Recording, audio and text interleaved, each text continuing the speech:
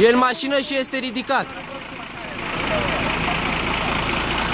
Așa, motor, trage glasul, trage glasul.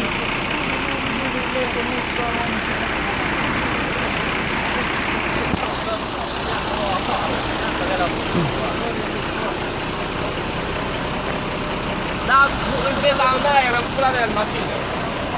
Merge să cerci brațul. Ok.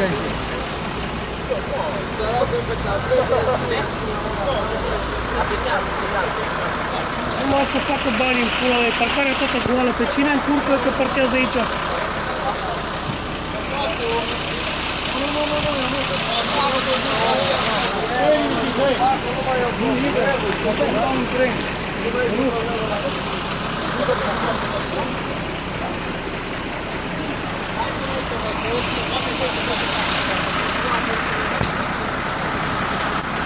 Muito abraço.